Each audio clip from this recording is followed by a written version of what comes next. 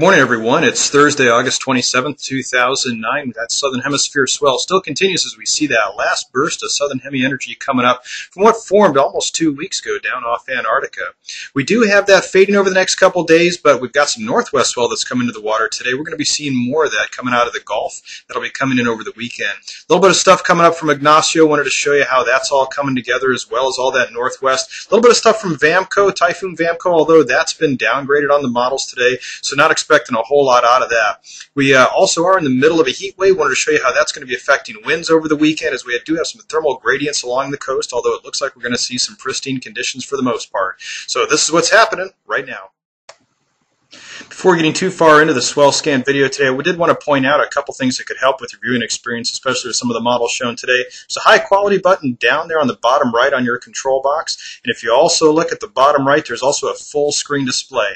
Clicking both of those will bring that up. You'll be able to see the models a little bit better today, and some of the stuff that I definitely want to point out will need some of that high definition. Starting out looking at the weather models, we can see how Southern California is encompassed by a very large high-pressure system. Shown in blue on this model, red shows the low-pressure systems. You can see that high's very far out to sea, very well over Southern California. We can see where Ignacio is in relationship to that. And also a big, large swell-making low up to the north. Not going to have an effect on weather. We will see some waves out of that, though. Moving the models forward in time, we can see that high pressure stays over the area. So much so that the center of the high by Friday would be over the Four Corners region.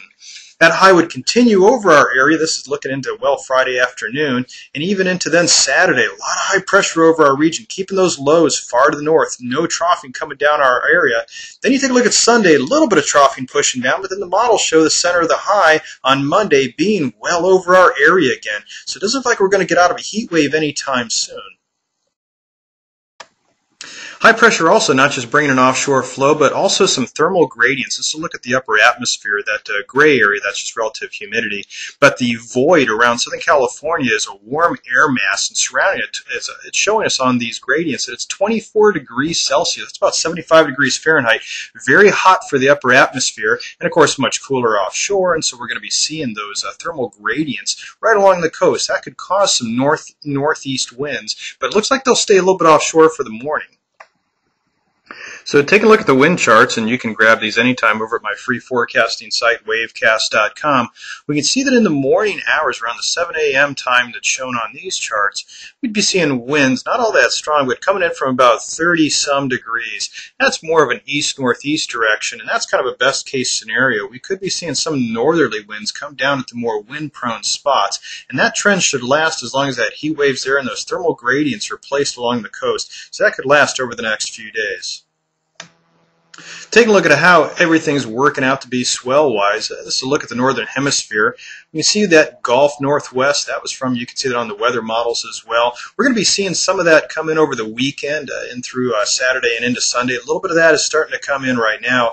Vamco shown over there just starting to cross the Aleutians, not an impressive thing. We don't see any red. We can see where Ignacio is also to the south. Moving the models forward in time, we can see how this all plays out. Ignacio moves north. All that northwest energy starts pushing toward our area.